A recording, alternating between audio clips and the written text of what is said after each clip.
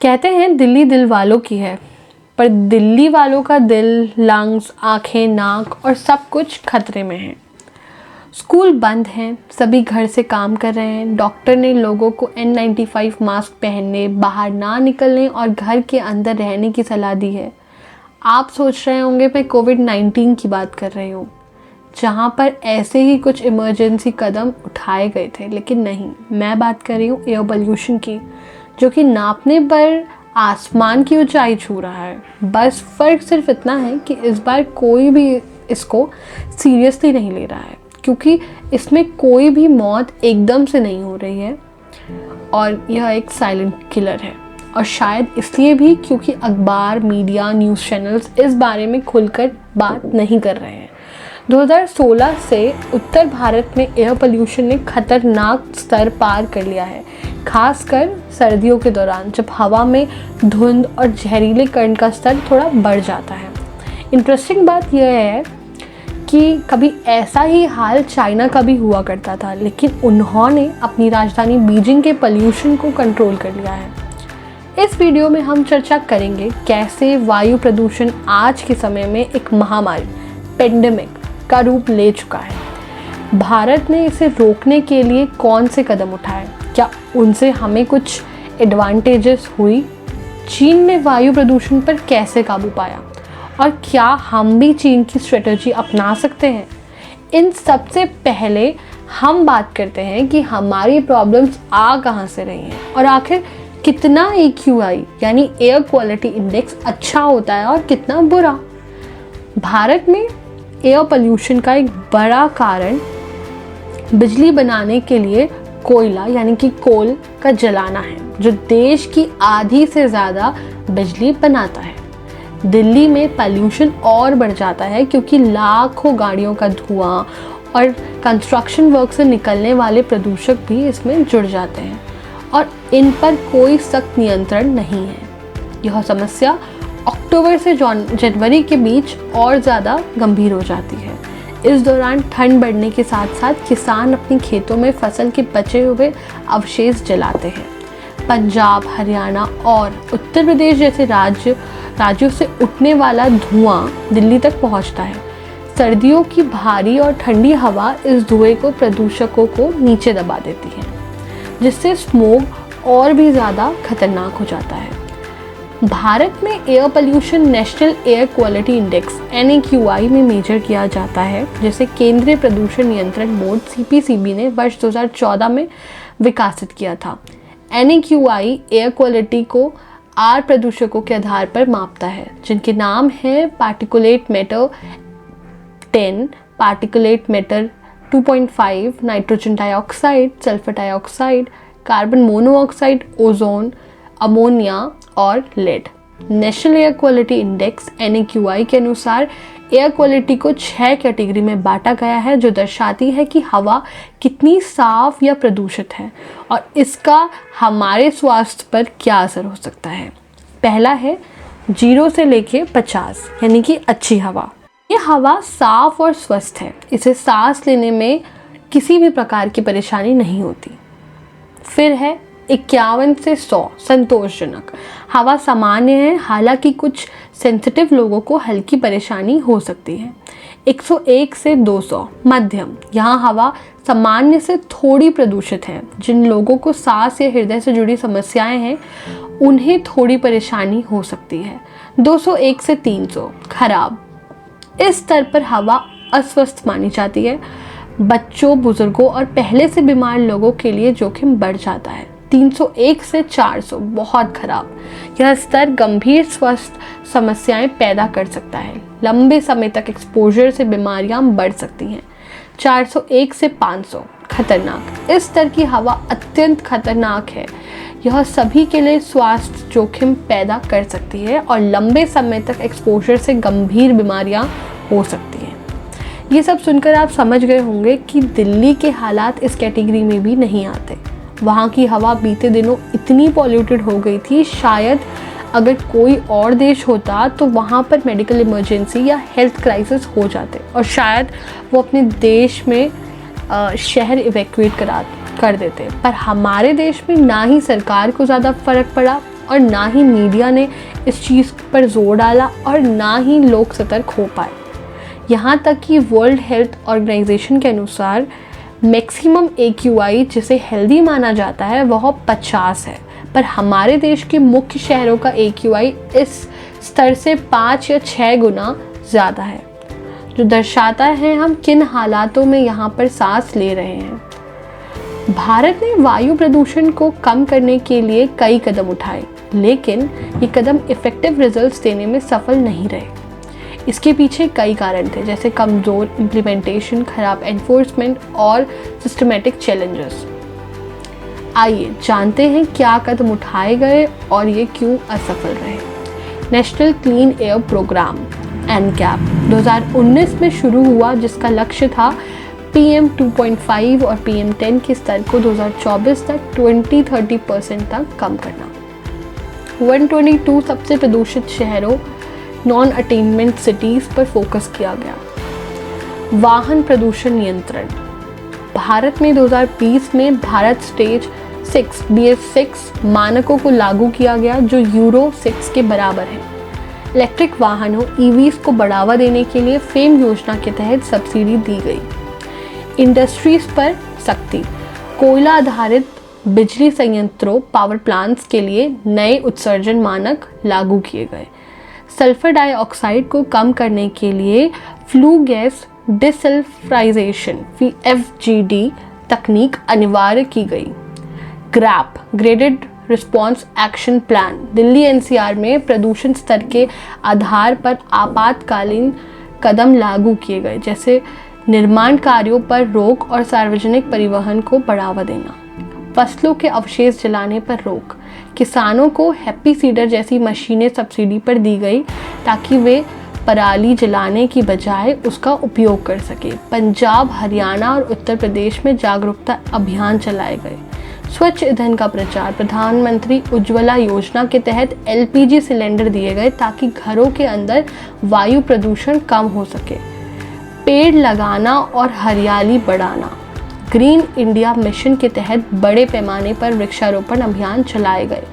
वायु गुणवत्ता निगरानी। Air quality. देश भर में एयर क्वालिटी मॉनिटरिंग स्टेशनों का नेटवर्क बढ़ाया गया। अब जानते हैं ये कदम क्यों असफल रहे। सबसे पहला, कमज़ोर इम्प्लीमेंटेशन। NCAP जैसे प्रोग्राम में कड़े लक्ष्यों और जवाबदेही का अभाव रहा। राज्यों और नगर निगम स्तर पर नीतियों का सही तरीके से पालन नहीं हुआ। दूसरा, टुकड़ों में काम। प्रदूषण को हर मौसम का मुद्दा मानने के बजाय केवल सर्दियों तक सीमित कर दिया गया। विभागों, परिवहन, कृषि, इंडस्ट्रियल के बीच सही तालमेल नहीं रहा। आर्थिक चुनौतियां। किसानों के पास पराली प्रबंधन के लिए पर्याप्त संसाधन नहीं थे, भले ही सब्सिडी दी गई। उद्योगों के लिए प्रदूषण नियंत्रण मानकों को अपनाना महंगा है, जिससे वे इनका पालन नहीं करते। इनएडिक्वेट बुनियादी ढांचा। पब्लिक ट्रांसपोर्ट अंडर डेवलप्ड है, इसीलिए लोग निजी वाहनों का ज़्यादा इस्तेमाल करते हैं। वेस्ट मैनेजमेंट का ढांचा कमज़ोर है, जिससे लोग खुले में कचरा जलाते हैं। पांचवा, देर से कदम उठाना। ग्रैप जैसे आपातकालीन कदम तब लागू होते हैं जब प्रदूषण पहले ही चरम पर पहुंच चुका होता है। पावर प्लांट्स को प्रदूषण नियंत्रण तकनीक लगाने की समय सीमा बार बार बढ़ाई गई। छठा, राजनीतिक बाधाएं।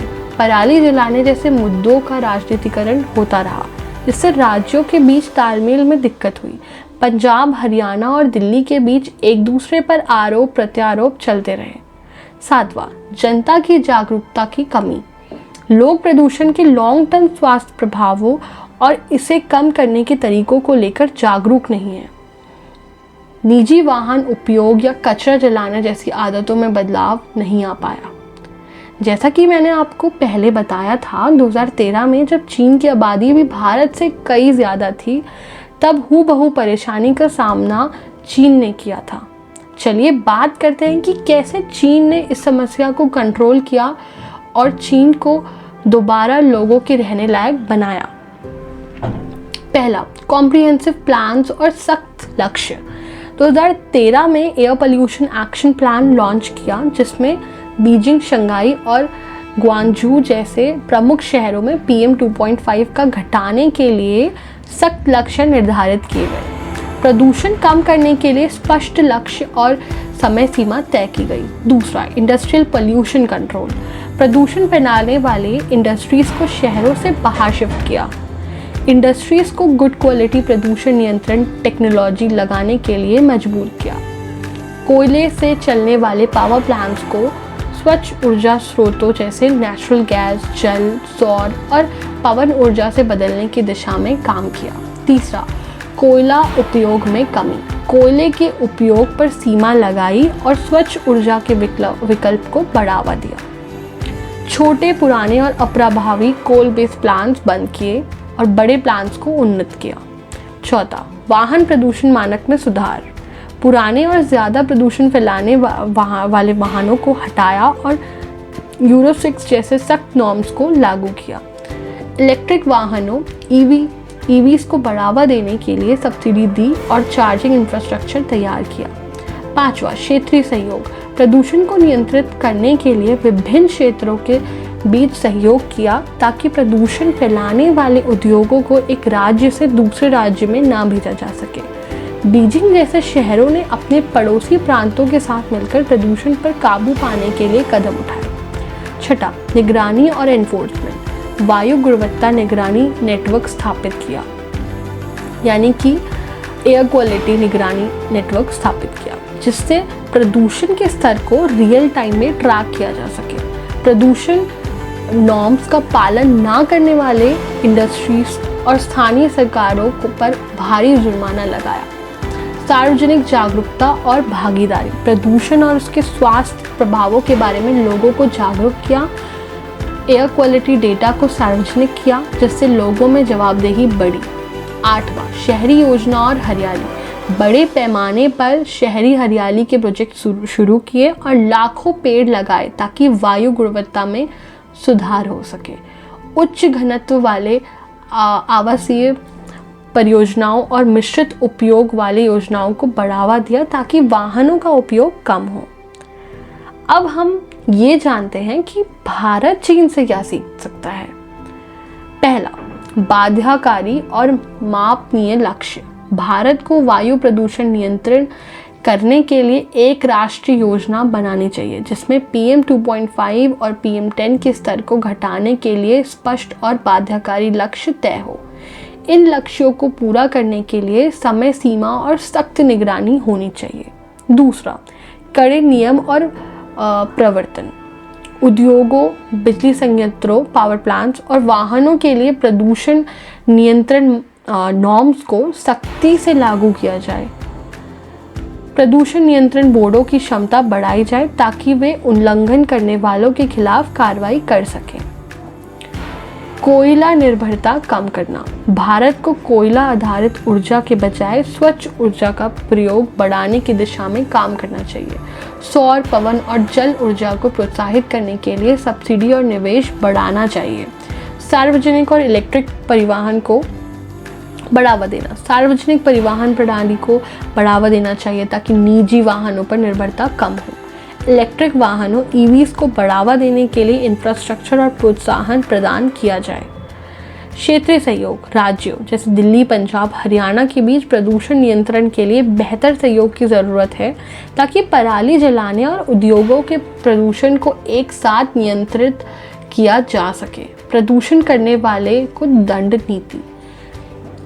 इंडस्ट्रीज और व्यक्तियों पर भारी जुर्माना लगाया जाए जो प्रदूषण नॉर्म्स का पालन नहीं करते। स्वच्छ तकनीकों में निवेश करने के लिए इंडस्ट्रीज को मोटिवेट किया जाए। हरियाली बढ़ाना। बड़े पैमाने पर वृक्षारोपण कार्यक्रम शुरू किए जाएं और शहरी क्षेत्रों में हरियाली बढ़ाई जाए। मौजूदा जंगल और जलाशयों की सुरक्षा की जाए क्योंकि ये कार्बन अवशेषण में मदद करेंगे। आठवां, सार्वजनिक जागरूकता और भागीदारी। वायु गुणवत्ता के बारे में लोगों को जागरूक किया जाए और डेटा को सार्वजनिक किया जाए ताकि लोग प्रदूषण कम करने में भाग लें। नागरिकों को प्रदूषण घटाने के उपायों जैसे कार पूलिंग और कचरा जलाने से बचने के लिए प्रेरित किया जाए। निगरानी और डेटा पारदर्शिता। पूरे देश में एयर क्वालिटी निगरानी नेटवर्क स्थापित किया जाए और डेटा को जनता के लिए उपलब्ध कराया जाए। नीतियों की समय समय पर समीक्षा कर उन्हें बेहतर बनाया जाए। भारत को चीन से ये सीखने की ज़रूरत है कि वायु प्रदूषण से निपटने के लिए राजनीतिक इच्छा, मजबूत नीतियाँ, क्षेत्रीय सहयोग और सार्वजनिक भागीदारी जरूरी है। यदि भारत इन कदमों को अपनाता है तो प्रदूषण को नियंत्रित किया जा सकता है और शहरों को लोगों के रहने के लिए सुरक्षित बनाया जा सकता है। भारत में प्रदूषण एक गंभीर समस्या बन चुकी है, लेकिन अगर हम सही कदम उठाएं तो हम इसे कंट्रोल कर सकते हैं। सरकार, इंडस्ट्रीज़ और नागरिकों को मिलकर इस समस्या का समाधान करना पड़ेगा। अगर हम आज कार्रवाई नहीं करते तो आने वाले समय में इसके परिणाम हमारे स्वास्थ्य और पर्यावरण के लिए बहुत ही ज़्यादा खतरनाक हो सकते हैं। आप लोगों का इस चीज़ पर क्या विचार है, हमें नीचे कमेंट पर ज़रूर बताएं। इस वीडियो को लाइक करें और शेयर करना ना भूलें और हमारे चैनल को सब्सक्राइब करें ताकि आप ऐसे और महत्वपूर्ण मुद्दों पर वीडियो देख सकें। धन्यवाद।